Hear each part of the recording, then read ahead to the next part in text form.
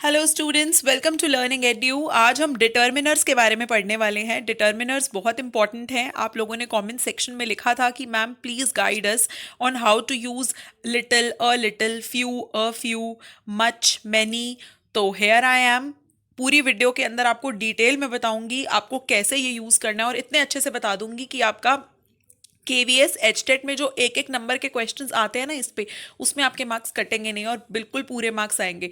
But make sure to watch the video till the end. Concept तो है ही है, और साथ में जो मैं एक पैटर्न फॉलो करती हूँ, मैं आपको कॉन्सेप्ट के साथ साथ प्रैक्टिस वाले क्वेश्चंस भी प्रोवाइड करती हूँ, ताकि आप एक ही वीडियो में ना अपने कॉन्सेप्ट को अच्छे से कंसोलिडेट कर लें।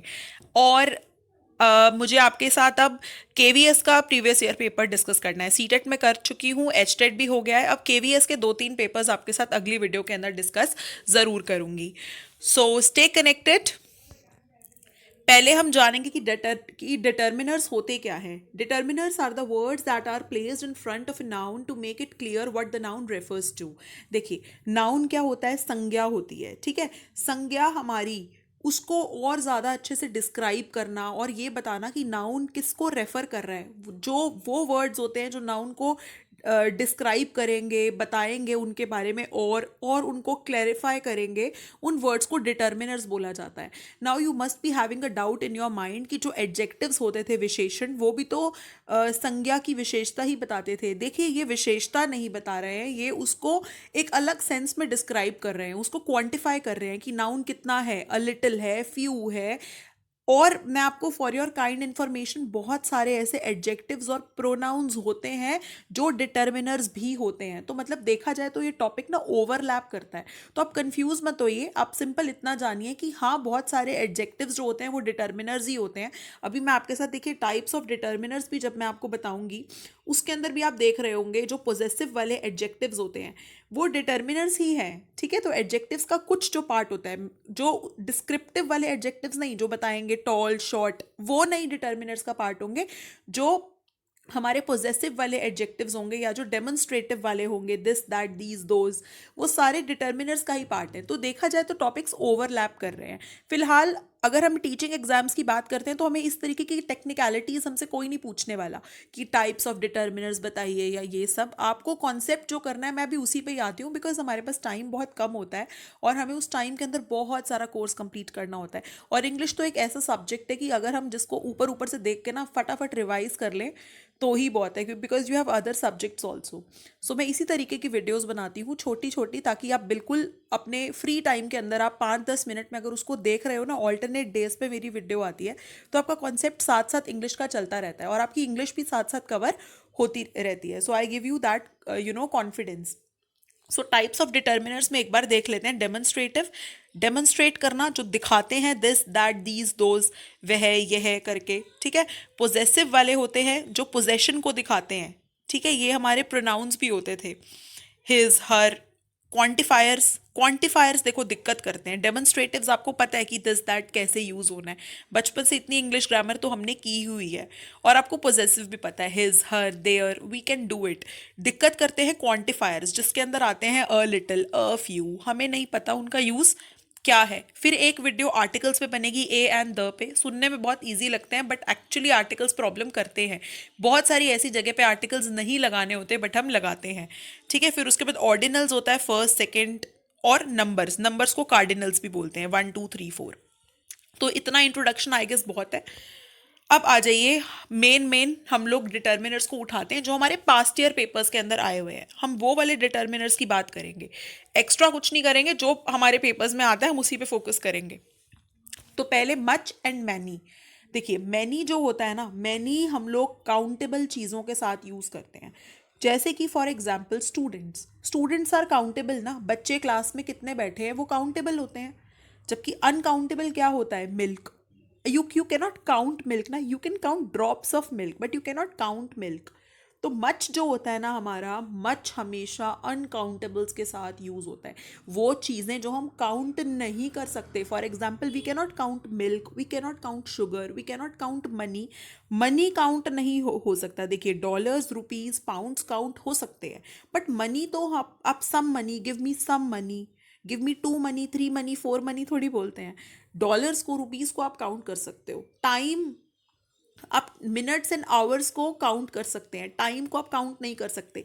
मैंने जान के वही पॉइंट्स उठाए हैं जो कन्फ्यूजन लाते हैं। देन मैनी हमेशा यूज होता है काउंटेबल्स के साथ। For example, you can count bottles of milk, you can count jars of sugar, you can count dollars, you can count minutes.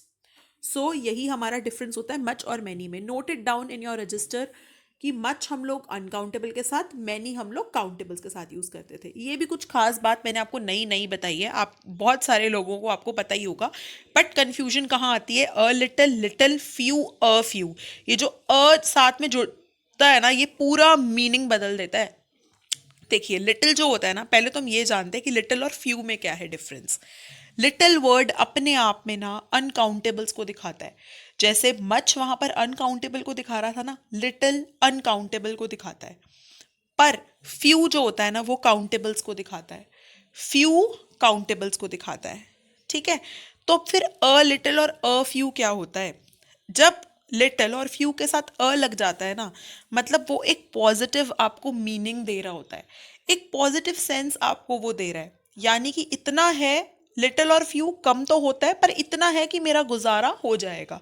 तो जब अ साथ में लग गया ना, तो वो गुजारे लायक चीज बन जाएगी, वो पॉजिटिव चीज बन जाएगी। अभी आपको मीनिंग बताऊंगी। देखिए, he has a little money left. Money जो होता है वो क्या होता है? मनी इज अनकाउंटेबल ना, तो इसलिए यहाँ पे लिटिल आया। He has a few dollars left. तो अभी अ वाला कॉन्सेप्ट अभी बताती हूँ। देखो, जब ये अ के बिना है ना, लिटिल या फ्यू है, तो मतलब मीनिंग तो वही रहेगा, फ्यू काउंटेबल के साथ, लिटिल अनकाउंटेबल के साथ। पर ये वो चीज डिनोट करता है जो सफिशिएंट नहीं है, जो काफी नहीं है। फॉर एग्जाम्पल, देखिए मेरी बात, नीचे sentence, the doctor was happy because there was a little hope for his recovery. Doctor खुश थे क्योंकि अ लिटिल होप, लिटिल यहाँ पे क्यों आया? क्योंकि होप जो होती है वो अनकाउंटेबल होती है ना, होप आप काउंट थोड़ी करोगे उम्मीद को, तो इसलिए यहाँ पे लिटिल आया।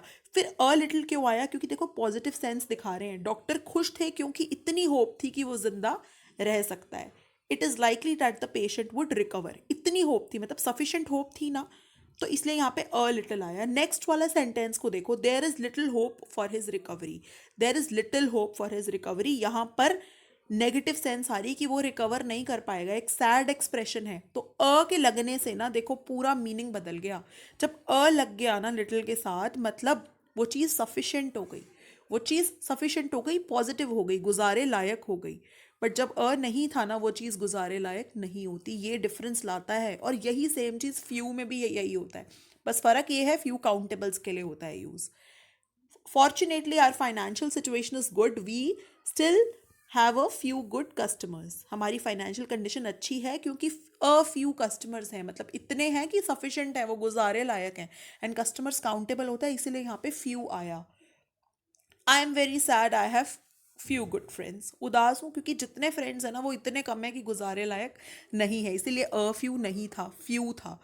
तो अ जब भी लगेगा पॉजिटिव सेंस देगा, अ के बिना दोनों नेगेटिव सेंस देंगे। और फ्यू एंड लिटिल का डिफरेंस आपको क्लियर है, जो मच और मैनी में होता है, काउंटेबल और अनकाउंटेबल का। आई होप आपको कॉन्सेप्ट समझ में आ रहा है। ये वो चीज़ें हैं जो एग्जाम में रेकरिंग है, आती रहती हैं बार बार बार बार। इन पे कमांड लाना बहुत इंपॉर्टेंट है। फ्री के आपके मार्क्स होते हैं। अगर आपको ये कॉन्सेप्ट आता है ना, आप सेकंड्स में अटेम्प्ट कर पाओगे और आपको मार्क्स मिलेंगे इसके, एक्सपीरियंस है ये। देन उसके बाद ईच एंड एवरी का पेपर में अभी तक तो नहीं आया है, बट सबसे ज़्यादा तो फ्यू और लिटिल का ही आता है। बट ईच एंड एवरी भी समझना इंपॉर्टेंट है। देखिए, ईच का मतलब होता है कि जब हम एक एक इंडिविजुअल की बात करते हैं, एक एक व्यक्ति की जब हम बात करते हैं ना, अलग अलग इंडिविजुअली, तो ईच का यूज होता है। एवरी का यूज होता है जब हम ओवरऑल सबकी बात कर रहे होते हैं। ओवरऑल जब मैंने सबकी बात करनी है, that every student has to get ₹100 for picnic tomorrow, तो मैंने एक ओवरऑल अनाउंसमेंट कर दी है कि हर बच्चे को लेकर आनी है। जब मैं बोलूंगी ना, each of you have to submit, एक एक को मुझे सबमिट करना है अपना work, each of you has to submit your work to me. ठीक है, तो वहां पे ईच का होगा use. Every person needs to drink water, मैंने एक जनरल आपको स्टेटमेंट दी, हर इंसान को पानी चाहिए, तो एवरी। जबकि मैं अगर बोल दूं each person has a favourite beverage, हर बंदे की अपनी अलग अलग बेवरेज की चॉइस होती है। Someone like someone likes to have coffee, किसी को टी अच्छी लगती है, तो किसी को सॉफ्ट ड्रिंक्स अच्छे लगते हैं। सो यहाँ पे मैंने इंडिविजुअली उनको लिया, ये होता है इसका डिफरेंस। आज तक नहीं आया पेपर में बट जानना इंपॉर्टेंट था। तो चलिए अब ज़रा कॉन्सेप्ट को कंसोलिडेट कर लें and let's follow up. I have dash water left that is enough to share. ठीक है, इतना पानी है कि देखो सेंटेंस से पता चल रहा है कि इनफ टू शेयर है, तो ऑब्वियसली अ तो लगेगा। फिर पानी क्या है, countable uncountable, water is uncountable, तो यहाँ पे लिटिल आएगा। ठीक है, लिटिल और सफिशिएंट है तो अ लिटिल, यानी कि option number A is the right answer. I have dash good friends I am not lonely. Now see it is giving a positive sense ना, कि इतने फ्रेंड्स हैं कि वो लोनली फील नहीं कर रहा है, and friends are countable, so few आएगा, फ्यू आएगा क्योंकि सफिशिएंट है ये। ठीक है, he has dash education he can't read और write and he can hardly count. इतनी एजुकेशन नहीं है कि वो पढ़ और लिख पाए। देखो नेगेटिव सेंस आ रही है ना, इतनी एजुकेशन नहीं है कि वो पढ़ लिख पाए और वो काउंट भी कर पाए, तो इतनी एजुकेशन नहीं है, तो यहाँ पे अ के तो बिना आना है। Now education is uncountable, so he has little education, so option number B is right. She has dash self confidence. She has a lot of trouble talking to new people. Obviously, if she has trouble, it means that she is not confident enough. So confidence जो होता है वो क्या है, uncountable है, सो यहाँ पे little होगा, और अनकाउंट और सफिशिएंट नहीं है तो खाली लिटिल होगा, लिटिल।